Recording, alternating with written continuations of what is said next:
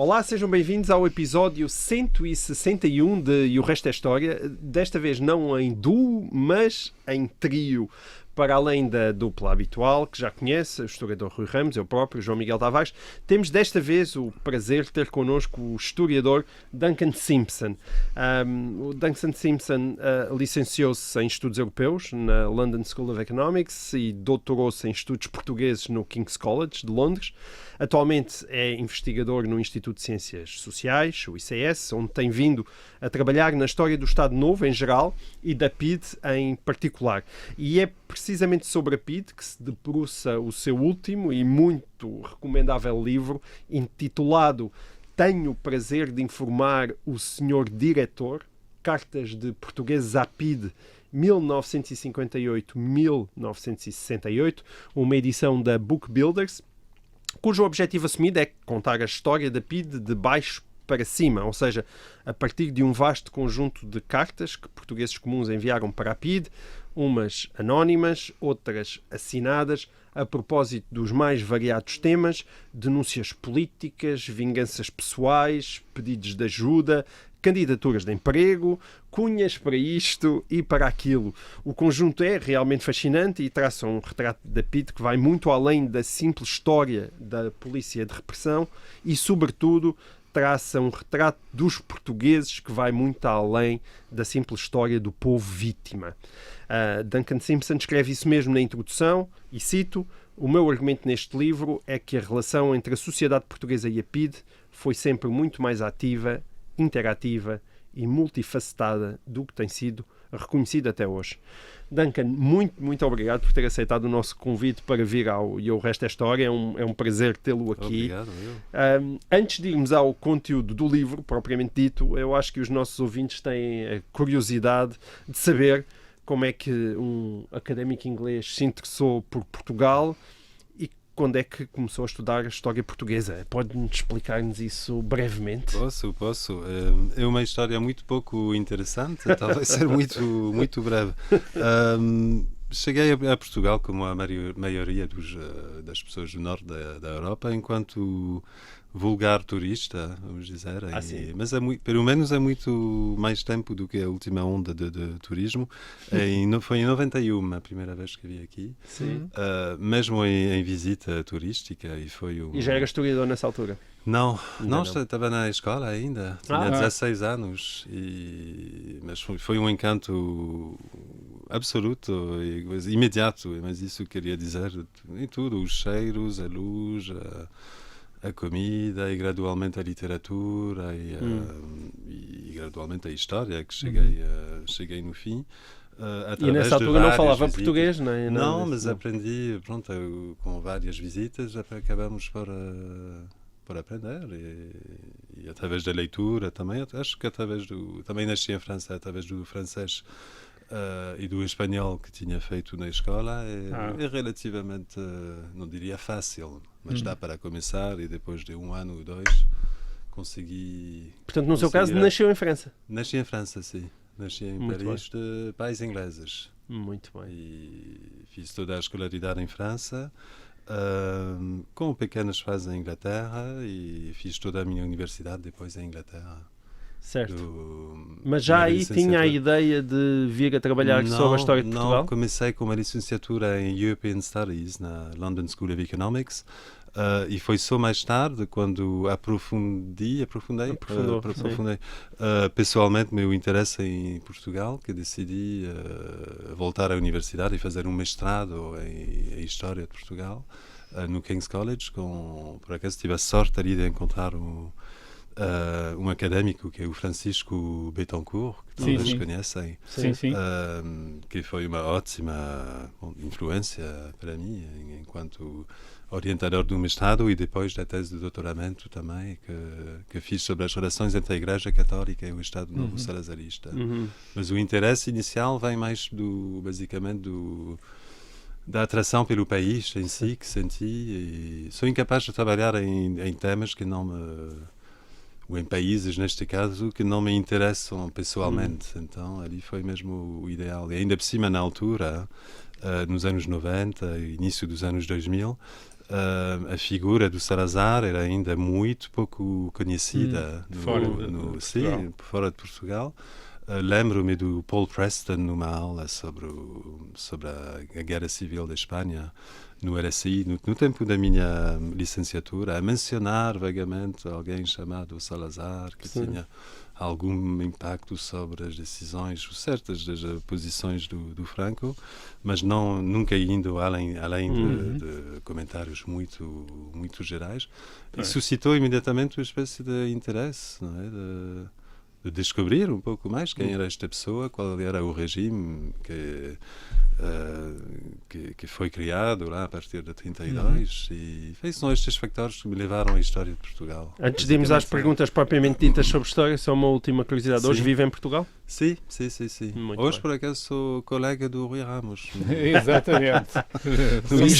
Quase vizinhos. No ICS, quase vizinhos de gabinete. Muito bem, então, senhor vizinho, quer abrir as hostilidades historiográficas? Vamos então falar da PIDE, a Polícia Política do Estado Novo, a Polícia Internacional e Defesa do Estado. Podemos iniciar, talvez, precisamente por uma pergunta comparativa. Isto é, como é que se compara a ditadura portuguesa, precisamente desse ponto de vista da relação entre a população e a polícia política, com outras ditaduras europeias. No caso da Itália de Mussolini, por exemplo, ou da Espanha de Franco, ou mesmo das ditaduras comunistas da Europa de Leste, onde tem havido bastantes estudos sobre isso, sobre a Stasi na República Democrática Alemã. Como é que se compara? Isto é,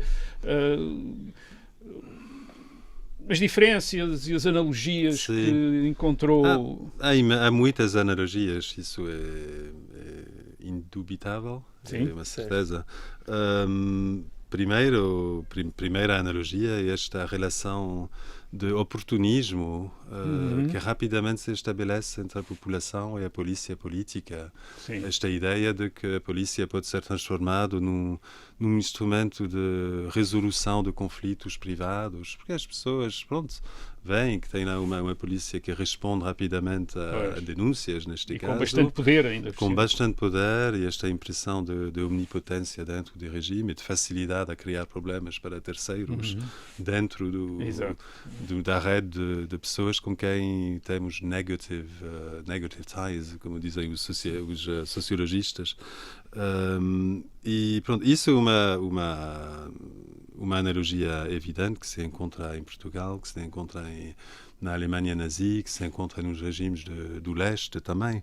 Outra analogia, e depois no livro acho o que é interessante é que se pode ver muito do repertório daquele tipo de denúncias oportunistas que vão da denúncia de colegas de trabalho porque alguém teve um desentendimento com um colega, pode ser até entre familiares ou entre ex-namorados, por exemplo. É um caso de uma pessoa denunciar um suposto aborto da ex-namorada, mas percebe-se que porque a relação terminou de uma forma que esta pessoa não queria, basicamente. Pode ser entre familiares em si, pode ser entre vizinhos, por assuntos muito triviais, por vezes, uma construção de uma parede no jardim, no muro, e denuncia o vizinho a PIDE. Denuncia a PIDE, inventando, obviamente, um envolvimento em reuniões sobre política e de teor subversivo, entre aspas. Isto encontra-se um pouco em todas as ditaduras, a um nível relativamente alto em termos de quantidade, relativo ao corpus em geral. Outra analogia, esta ideia precisamente de utilizar aquela percebida força da polícia política dentro do regime, fazendo dela tentando utilizar a polícia política como uma forma de patrocinador, uma entidade que pode, de uma certa forma, ajudar a atingir certos fins pessoais, em termos de ganhar um trabalho, uma colocação, por exemplo. o contornar obstáculos burocráticos também. Há muitos exemplos destes, em todos os regimes, em Portugal também. Um caso que mais me marcou, por acaso cito imenso cada entrevista estou a falar daquele exemplo, que é mesmo o ideal tipo lá deste tipo de relação. Passou-se numa pequena aldeia da altura que era a da Beja, talvez já conhecem, e perto de Lisboa, perto da zona de Belas. Na altura era muito mais isolado do que agora, não era uma comunidade semi-rural.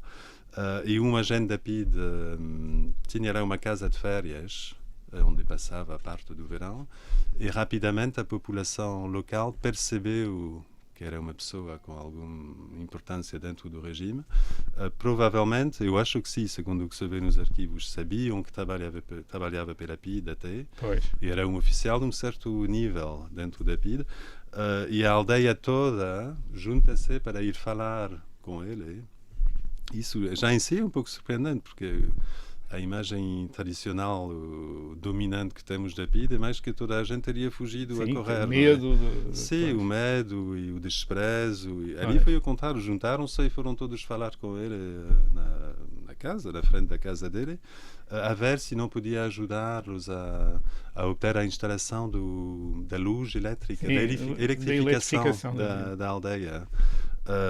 E de facto resultou, porque este oficial escreveu o outro oficial da PID mais alto dentro da instituição, por acaso conhecido, o Barbieri Cardoso, que ele próprio tinha uma relação pessoal bastante apertada com o Salazar até o ponto que este assunto acabou no próprio arquivo do Salazar. Subiu mesmo. Sim, subiu mesmo até o Salazar. E algumas semanas mais tarde, há nos arquivos o relato do Ministério das Obras Públicas ali a explicar que daqui a semanas o tema vai ser tratado. Temos um caso ali típico deste tipo de utilização da PID como patrocinador nesta relação de cliente a patrocinador, que implica também a dependência, obviamente, das pessoas que o pedem. Isso também é a segunda grande analogia, digamos assim, mas há também muitas diferenças. Acho que uma das diferenças talvez mais interessantes é o facto dos regimes de mais alta mobilização ideológica, como a Alemanha nazi, por exemplo, nestes regimes havia mais denúncias que normalmente são chamadas de duty denunciations, denúncias por dever, digamos assim, mesmo focadas em assuntos políticos, não é? Denúncias, não sei, de comunistas, por exemplo, qualquer pessoa que está contra a ideologia do regime vigente. Estas parecem ser menos frequentes em regimes de baixa mobilização ideológica. Como o caso do Estado Novo. Mas mesmo assim, este ponto é um pouco... tem que ser nuanciado um pouco, porque quando entramos mais em detalhe nas motivações das pessoas que escreviam este tipo que interagiam assim espontaneamente com a PID, as motivações são muitas vezes múltiplas, não é uma única coisa, um único aspecto, factor que leva a pessoa a escrever uma carta à PID. Muitas vezes as cartas têm precisamente 3 ou 4 motivações atrás. Percebemos quando lemos as cartas. Por exemplo, pode ser, lembro-me de um caso de uma carta a denunciar um passador de imigrantes clandestinos para a França, neste caso. Então, obviamente na carta apresenta o trabalho de passador que teria feito, mas também menciona em várias linhas mesmo o tipo de vida um pouco dissoluta que teria tido aquele senhor, e sente-se ali que há uma espécie de apego à moralidade católica, e afinal é uma forma de catolicismo que o regime defendia institucionalmente, oficialmente. Pode ser outros casos também de pessoas a denunciar outra vez imigrantes, e ao mesmo tempo a mencionar a necessidade de ir defender o Império, que estas pessoas imigrando estavam precisamente a se retirar das suas responsabilidades militares. pode ser, até um certo ponto, isso podia ser uma maneira de obrigar a PIDE a agir, não é? Estes processos. Arranjar uma razão para além sem ser que em muitos casos não pode ser também denegrido ou ignorado desta forma. Há realmente vários aspectos que sobem, que ressaltam constantemente nas cartas, como precisamente o imperialismo. Estou a falar aqui dos anos 60, então, quando a guerra colonial já começou. O livro é de 1958 a 1968. Sim. Então, assuntos factores ideológicos fulcrais do regime, como o anticomunismo, o imperialismo, o catolicismo, são muitas vezes aparentes nas cartas, de uma forma que mostra, segundo a minha perspectiva, o eco que encontravam genuinamente na sociedade portuguesa. No seu livro, o Duncan afirma que a sociedade portuguesa adaptou-se ativamente à presença da polícia política e que a PIDE, tal como o Estado Novo, utilizava, e isto é uma citação, o clientelismo enquanto modo de controle social. A minha pergunta era esta: para explicar o papel e a longevidade do Estado Novo, a Cunha é tão importante quanto a repressão? Ou o papel da Cunha é tão importante quanto o papel da repressão? Não sei exatamente se é tão importante, porque é uma multiplicidade de fatores, obviamente, que explicam a longevidade do regime. Certo. Mas eu acho que com certeza é um fator muito importante, e ainda mais é um fator que não tem sido quase desenvolvido nas análises ligadas a este tema. O que acho é que temos que ter algum cuidado com o uso do próprio termo Cunha, que acaba, na minha visão, por reduzir um pouco o significado mais profundo da relação entre o cliente e patrocinador dentro do sistema de clientelismo. Fundamentalmente, a relação clientelar mantém o cliente numa relação de dependência vis-à-vis do patrocinador, neste caso os agentes da PIDE, e mais latamente as autoridades do regime e o próprio sistema político e socioeconómico vigente, que acaba por ser, então, implicitamente acatado pela população. O que eu faço até o argumento que eu tento desenvolver no livro vai um pouco mais longe até, falo mais de normalização do regime e das instituições do regime pela população, que foram efetivamente rotinizadas como parte da vida cotidiana, da experiência vivida do dia a dia. Uma espécie de aceitação como normal, como se fosse um regime. É assim que é, é assim que as coisas são. Não é? Um processo que foi estudado também na Europa, na Alemanha de Leste, por exemplo. Sim, sobre o regime comunista. É o caso sempre de regimes, obviamente, que têm uma longevidade mais alta, de várias décadas. Tal como o Estado Novo é o exemplo perfeito disso. E eu acho também que esta normalização das instituições também não é uma coisa muito surpreendente no caso português.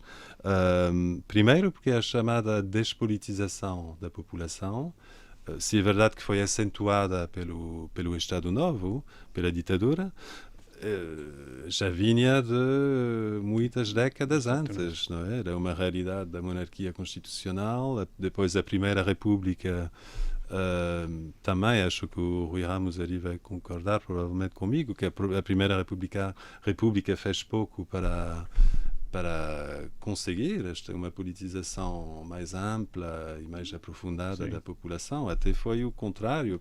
Retirou o direito de voto a uma grande parte da população, por exemplo. O direito de greve também, a repressão das greves, pelo menos, foi severo durante a Primeira República. Então, basicamente, se adicionamos a isso o facto de que esta população já despolitizada, para quem esta atitude já era uma coisa aceita, não é, do seu cotidiano, se ainda por cima trata-se de uma situação em que rapidamente a população percebeu que, precisamente não se metendo em política, pouco tinha a recear da PIDE, Pois. percebemos que rapidamente a PIDE precisamente vai passar a ser vista como mais um potencial patrocinador, ainda por cima num contexto de pobreza generalizada na altura, em que estes patronizadores eram altamente procurados. Nós estivemos a falar até agora da maneira como a população usava, entre aspas, a polícia política, mas além da população tenho curiosidade. Eu sei que não foi o tema da investigação do Duncan neste livro, é como é que outros organismos do Estado, até outras polícias, figuras do Estado, políticos do regime, empresas, como é que eles também usavam a PIDE, ou se eles usavam também a PIDE, se o Duncan reparou nisso na documentação que usou. E de que maneira é que, isso aí podemos talvez refletir um pouco sobre isso, de que maneira é que esse uso pode ter tido efeitos nefastos para o trabalho que a polícia era suposto fazer do ponto de vista do governo. E nesse ponto terá havido alguma preocupação de Salazar, ou do governo, mas sobretudo de Salazar, de isolar a polícia em relação a esse tipo de promiscuidade, isto é, infiltração de outras polícias, outras empresas, outras figuras do regime que de repente estabelecem relações com polícias e que começam a tentar manipular, digamos, a polícia. Notou isso? Isto é, notou isso na sua investigação? Ou já reparou nisso? Por acaso não reparei, mas é uma pista, é uma pista. Não, mas é isso que eu sinto ali que o Rui tem uma intuição qualquer que podia desenvolver lá. Sim, exato. Bem, então eu fiquei com a impressão, afinal, em algum trabalho que fiz, fiquei com a impressão que Salazar deveria ter uma grande preocupação em manter o comando da polícia. Aliás, o chefe despacha diretamente com Salazar. E tem reuniões semanais, os vários diretores da polícia, isto é, desde já nos anos 30, antes mesmo da PIDE, isto é, da PVDE, e depois da PIDE, e depois enfim... E creio que há ali uma preocupação em evitar a possibilidade de a polícia ser infiltrada, manipulada por outras influências dentro do Estado. Aliás, creio que há essa preocupação em relação à polícia política e essa preocupação em relação à censura, por exemplo. Isto é, de manter a censura centralizada e nitidamente há umas épocas, por exemplo, em relação à censura vi isso, isto é, umas notas a dizer, bem, há uns ministros que estão a tentar dar instruções à censura diretamente para dizer, bem, cortem isto também, cortem aquilo, e não, isto é para estar centralizado por Salazar. E, portanto, esse risco da própria polícia política começar a ser usada também diretamente por outras figuras do regime, outros ministros, outras que possam dar, de repente, tentar passar indicações ou instruções para fazer isto ou para fazer aquilo. Quer dizer, e portanto pareceu... Aliás, o seu trabalho precisamente remete para aí. Isto é, tal como a população percebe a instituição da polícia, com os poderes que a polícia tem, até legalmente, que é uma polícia que faz instruções, faz uma série de coisas... É óbvio que os políticos do regime também devem perceber isso e também devem ter acesso a inspectores, ao diretor e poderem passar determinado tipo de recados e de que maneira é que isso podia preocupar Salazar, isto é, manter o controle quer da censura, quer da polícia. Enfim, isto é uma... eu acho que isso é uma super boa pista de investigação, é alguma coisa que tem que ser, que merece ser estudado. No meu caso não é propriamente o tipo de documentação, o tipo de pesquisa que fiz para tentar responder a isso. O que há mais modestamente, sem falar aqui de ministros ou de grandes empresários, o que há, só para retomar parte da sua pergunta que vejo aqui, o facto de vários empresários, não estou a falar aqui das grandes companhias, estou a falar mesmo de pequenas fábricas e este tipo de coisas. Ali encontrei muitos casos de gerentes, de diretores lá, a escrever a PID para também tentar utilizar lá na repressão do que eles viam como desordem entre os seus trabalhadores e não há ali nenhuma dimensão de querer mudar o rumo da PID, não é? Mas pelo menos é aquela ideia que eles também sentem que podem utilizá-la e fazem-o de facto. E exemplos que também me surpreenderam muito, lembro-me agora de um exemplo que cito no livro.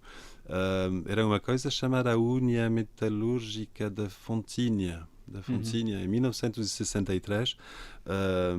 O diretor escreve a PID a dizer que é um problema de rentabilidade ou de produtividade dos trabalhadores na empresa e que não consegue determinar exatamente o que se passa, mas sente que é alguma coisa lá que não está a correr bem, entre talvez ideias subversivas a circular e pede a PID para vir repor a ordem, lá, entre aspas.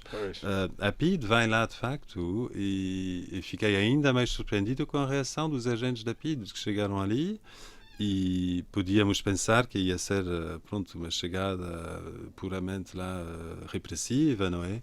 E acabam por interrogar, não é mesmo interrogar a palavra, interrogar, não estou a falar de interrogatórios aqui violentos nem nada, mas quase entrevistar vários dos operários e fazem o relatório do que dizem os operários, que falam da falta de equipamento moderno, da vetustez geral do local, também da falta de comunicação entre os patrões e os obreiros. E a PID, no final, acaba por tomar o partido dos obreiros. Dos operários. Faz um relatório a dizer que não há problema. Se há um problema nesta empresa, é um problema aqui de má gestão. Isso é um trabalho de consultoria, então. Sim, mas isso eu acho muito importante. É quase isso, não é? Sim. Porque no caso da RDA, por exemplo, houve artigos escritos até por Jürgen Habermas, um artigo lá de imprensa, em que tentava situar, dava à Stasi um papel quase estruturante dentro da economia da Alemanha de Leste. Neste caso, aparecia como um mediador de conflitos. E acho que este caso, e há muitos destes casos, estou a dar só um aqui, na PID aparece mais também como uma espécie de mediador de conflitos dentro da estrutura corporativa e repetidamente. Também pode ser visto, há um outro autor alemão, o Habernaus, que se chama Herbert Habernaus, que fala da Stasi como sendo um canal alternativo para a articulação dos interesses dos trabalhadores, neste caso, e acho que esta ideia, não sei se com a fase inicial da pesquisa que está ainda a ser feita sobre esses temas, se pode dizer isso ainda com muita certeza no caso português, mas são pistas a ser desenvolvidas. E até por aquilo que o Duncan já aqui explicou, que é, de facto, os poderes que a polícia tem permitem desempenhar vários papéis. E, obviamente, a sociedade, o próprio regime percebe isso e tenta usar, tenta apropriar-se da polícia. Isto é, não está passiva perante a polícia, tem uma dimensão ativa e tenta, digamos, que usá-la de acordo com os seus interesses, e a polícia também se dispõe a isso, porque é uma forma de exercer poder, de aumentar a influência. Sim. Mas, claro, o que é interessante lá é que saímos radicalmente daquela perspectiva que domina completamente na historiografia presente, do que a PID, no mundo empresarial, estava ali simplesmente para pôr ordem, para reprimir, para partir as greves. Este lado não pode ser esquecido, é óbvio. Existiu, é importante. Mas vê-se que a PID, o papel da PID foi outra vez mais multifacetado e mais complexo do que esta simples relação de repressores a oprimidos. Eu gostava de fazer uma pergunta mais geral acerca da historiografia do Estado Novo, mas que acho que encaixa muito bem naquilo que está a dizer e na originalidade da sua pesquisa. Porque no seu livro o Duncan dá-nos esta informação. 95%, e repito, é 95% das cartas que utilizou nesta obra nunca antes tinham sido consultadas por outros investigadores. Ora, sendo o Estado Novo um tema tão popular, que tem concentrado a atenção de tantos historiadores da Academia Portuguesa, como é que explica isso? Porque é que toda esta correspondência, de repente, parece que ficou esquecida durante meio século? Ou seja, o que é que está a falhar na abordagem da história do Estado Novo, se é que acha que está a falhar alguma coisa? Sim, eu concordo completamente com o João Miguel está a dizer. Eu acho que há, pelo menos no campo de investigação da PID, há muitas coisas a falhar. Talvez vou me limitar a 2 factores. Para entrar são factores que acabaram por ser factores condicionadores do desenvolvimento do campo académico do estudo da PID, digamos assim. O primeiro é, não quero entrar em, como se diz em português, em fulanização do assunto. Mas é uma palavra que gosto ao mesmo tempo. Mas uma coisa que acho inacreditável, primeiro é ver que há 20 anos que temos uma única pessoa a tratar do assunto da PID, não é? A produzir livros sobre a PID de forma regular, e se queremos ler alguma coisa sobre a PID, especificamente sobre a PID, estou a dizer, que não sejam só pequenos artigos que tocam na PID de vez em quando, ou livros gerais que tocam na PID em alguns pares, é uma pessoa. Estou a falar, obviamente, aqui da Irene Fornecer Pimentel. Isso não é a questão mais um factor mais importante, mas acho que mesmo assim acaba por ter importância. Primeiro, perceber porquê que uma única pessoa foi deixada acaparar-se assim um tema, e acho que em termos de impacto tem sido muito negativo, porque atua um pouco como uma investigadora eucalipto, não sei bem como dizer. Sim, porque os portugueses percebem a imagem. Eu já tive, quando saiu um artigo meu no Público o ano passado, que era um pouco na fase inicial da investigação que acabou por dar este livro, tive direito a respostas extremamente agressivas, do que percebi, simplesmente pelo facto de propor interpretações que não se alinhavam perfeitamente na sua na linha que ela apresenta há quase 20 anos agora. E mais grave do que isso, é uma espécie de relutância a admitir que é preciso uma renovação epistemológica aqui do assunto, é preciso admitir que há outras metodologias com alto valor heurístico para a compreensão do próprio regime, não só da PID. Não sou eu a inventar, muitos daqueles métodos foram utilizados no contexto da análise de outros regimes. Acho que são valiosos para ser, pelo menos, tentar aplicá-los em Portugal e ver o que se passa. Estou a dizer isso porque percebo que com uma pessoa deste tipo a dominar o assunto, percebo que para mais jovens, os investigadores mais jovens, não deve ser um campo que parece muito atrativo, não é? Para tentar se pôr ali e fazer coisas mais originais.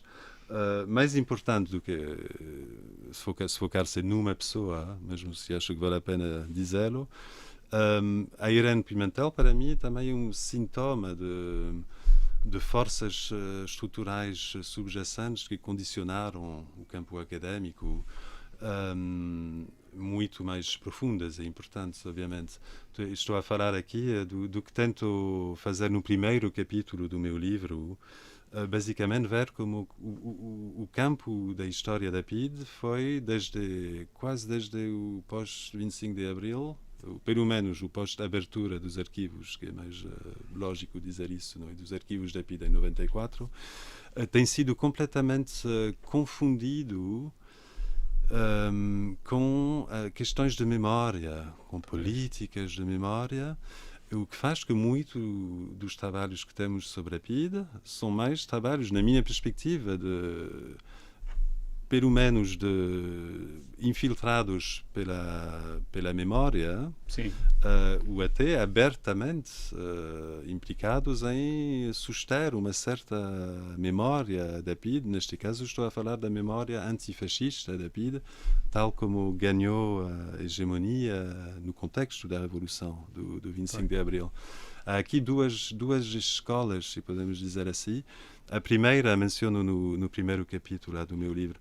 Chamo eles os guardiões da tradição revolucionária, que são historiadores movidos exclusivamente por visões ideológicas, que veem o regime, obviamente, como fascista, porque dentro, são incapazes de imaginar uma análise que não tenha, pronto, o fascismo como o mal absoluto que tem que ser ultrapassado e vencido, etc. E dentro daquela visão deles implica ter uma polícia que seja, pronto, a mais violenta possível. Dali a controvérsia com o próprio Rui também, em 2012, com a publicação em fascículos da sua história de Portugal, que em parte articulou-se à volta do grau de violência ou não da PIDE, que tinha cometido o crime não de relativizar, ou pelo menos de comparar. De comparar já é criminoso comparar. Já é criminoso. Já é criminoso comparar. Já é criminoso. Então, isto são pessoas como o Fernando Rosas, como o Manuel Loff, para dar alguns nomes, e do outro lado há investigações talvez mais desenvolvidas, mas que sofrem precisamente daquela inflexão memorializadora, ou memorializante. Vou utilizar aqui uma expressão de um historiador inglês, o Geoffrey Cabot, cujo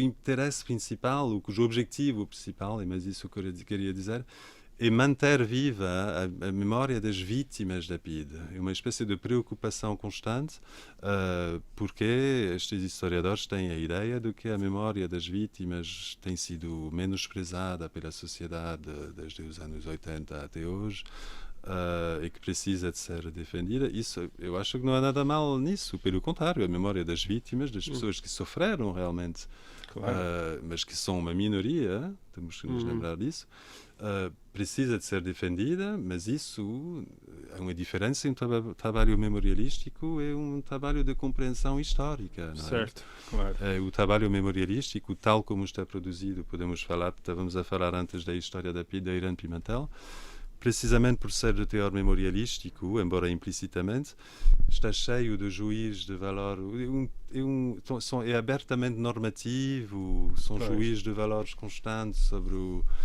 afinal, métodos que impedem uma análise objetiva e mais fria do funcionamento da polícia e da sociedade. E mais grave do que isso, de facto, é a tendência para esse tipo de exercício historiográfico ser fundamentalmente exclusivo de outros exercícios, isto é, deslegitima completamente, está constantemente a dizer não se pode fazer de outra maneira a não ser da maneira como nós fazemos. Isto é porque podia perfeitamente, como o Duncan aliás salientou, ser um trabalho que estivesse a ser feito, defesa,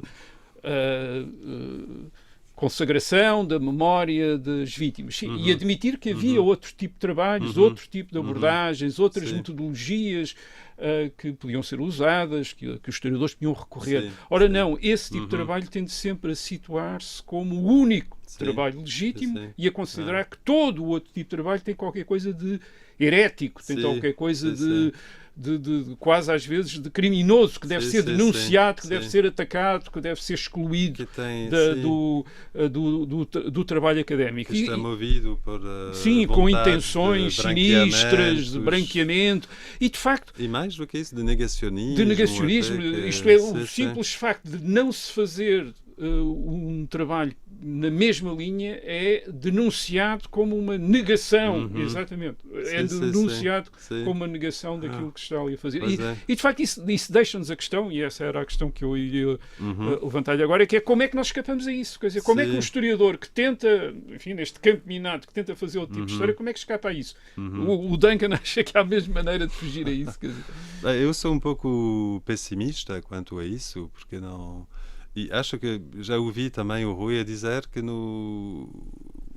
20 anos atrás, por exemplo, Eu acho que as não era respostas eram assim. as mesmas, mas havia O ambiente mudou tanta de facto. conflitualidade. O ambiente mudou muito desde os anos 80. Eu penso que nos anos 80, no princípio dos anos 90, temos a queda do Muro de Berlim, porque isso também tem a ver com o investimento ideológico que é feito nesta história por aqueles que se sentiram derrotados depois do fim das ditaduras comunistas no leste da Europa e que passaram a investir na história, na memória, como uma forma de compensar e readquirir uma influência que sentiram que tinham perdido. Eu penso que no fim dos anos 80 e no princípio da década de 90 havia uma abertura maior, por exemplo, no caso da comunidade académica, para outro tipo de trabalhos, mas que também tinham a ver com outra coisa que o Duncan também chamou a atenção, é que a influência e o poder de determinadas pessoas não estava tão consolidado como está agora. E, de facto, essa função de repente, de uma série de pessoas terem adquirido uma certa influência na universidade e, a partir daí, passarem a ditar os termos nos quais alguns temas são tratados, ter também contribuído para isso. E, portanto, as coisas acho que estão pior agora do que estavam há 20 ou 30 anos atrás. Porque há 10 anos atrás já houve aquela controvérsia maior. Sim, acho que é o início de uma intolerância. Aliás, isto não se passa só em Portugal, passa-se em Espanha, passa-se noutros países, onde há uma ênfase cada vez maior na função memorialista da história, isto é, na prática de subsumir a história num exercício de uma memória pública de celebração de uns e condenação de outros e de deslegitimação de qualquer tipo de trabalho de história que não esteja na agenda memorialista, não é? Pois é. Mas então o Duncan não vê saída para isto. Não, eu não sou muito otimista quanto a isso, porque acho que em parte a radicalização, a polarização da política também não é assim tão forte em Portugal como está em França, por exemplo. Mas também não ajuda, pois. Não ajuda, não é? Porque depois reflete-se nas leituras do passado também. Claro, e sobretudo... E também o impacto das redes sociais também acho em parte, tudo está ampliado e... As denúncias... Se de uma certa forma as redes sociais têm isso de bom que permitem chegar a mais pessoas, não é? Permitem envolver muito mais pessoas nos debates e que as pessoas se interessam realmente para a história. Acho que em Portugal, ainda por cima, a história é um tema que genuinamente fascina os portugueses. Não é muito difícil captar interesse de pessoas, especialmente com temas sobre o Estado Novo, a história mais recente. O problema é que as redes sociais não são muito favoráveis para um debate mais nuanceado e, em geral, é o contrário. Em geral é o contrário absoluto. Não é? Não, isto aqui exclui a nuances, exclui a complicação, tudo isso é excluído. Isto é simplificado, uma coisa superficial, é unidimensional. Tudo mais é visto como... E traz uma espécie de histerização também do debate com ele. Não é a melhor época para ter esse debate de história. E vê-se, eu utilizo o Twitter não há muito tempo, talvez 2 anos agora. Repara-se também algumas pessoas que são um pouco ativistas profissionais lá dentro, cujo último objetivo dele é tentar chegar a uma compreensão histórica de um fenómeno e tentar marcar pontos ideológicos. Então, deste ponto de vista, também não estou muito otimista. É verdade, é verdade. Mas também, talvez isso é em parte o resultado, talvez, do sucesso daquela história lá do teor memorialista, porque que passou nos manuais escolares e que foram lidos de maneiras críticas. E muito associado às celebrações públicas, aos rituais do próprio Estado, o que torna uma espécie de um discurso oficial, quase uma catequese, quer dizer, uma doutrina oficial. E, portanto, com as aspirações e as possibilidades de exercer uma espécie de vigilância e estabelecer uma reserva em que Sim, não sim, se sim, deixa sim. entrar outras pessoas, uma Sim. espécie de reserva Sim, de caça, sim. em que mais ninguém pode caçar. Pois, Quer dizer, isso é notório, de facto. Uhum. Não é nada fácil para ultrapassar nada disso. Não. Duncan, a última Sim. pergunta que eu tinha para si era só mesmo sobre a reserva de caça. É perceber o que é que vai continuar a caçar. Vai continuar a trabalhar sobre a PIDE, sobre que aspectos? Não sei se tem outros projetos sim, relacionados com a história do Estado Novo. Estou a continuar a trabalhar sobre a PIDE para terminar um projeto e queria produzir um livro um pouco maior do que este. Sobre uma história, History of the PIDE from Below. Em que Uma história da PIDE from por baixo. below, vista Vista de de baixo. cima, de baixo para cima, exato. Exato.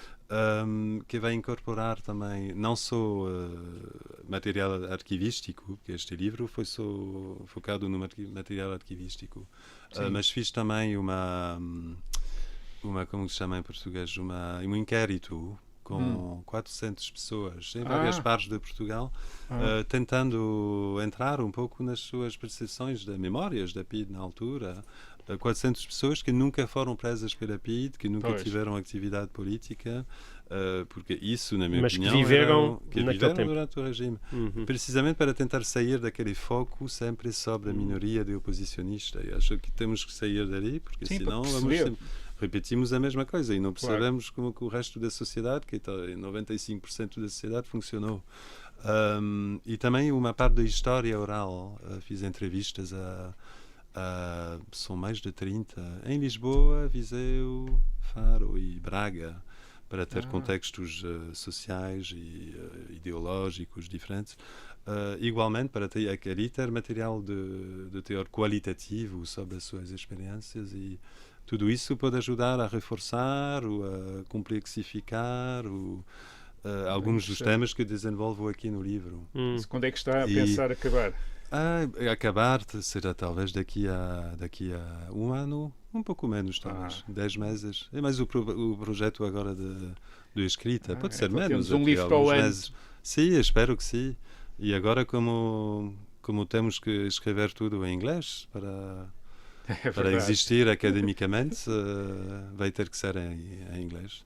Mas depois esperemos que tenha uma edição em português e cá estaremos. Seria ótimo. Provavelmente para falar também desse novo livro. Seria ótimo. Muito bem, Duncan, muito obrigado por ter aceitado o nosso convite. Muito obrigado, foi muito interessante. Agradecemos muito, Muito interessante. E, obrigado, e bom trabalho. Para quem nos apanhou só a esta altura, eu volto a repetir, o livro de Duncan Simpson chama-se Tenho o Prazer de Informar o Sr. Diretor, Cartas de Português à PIDE, 1958-1968, e até para a semana nós cá estaremos com mais um E o Resto é História.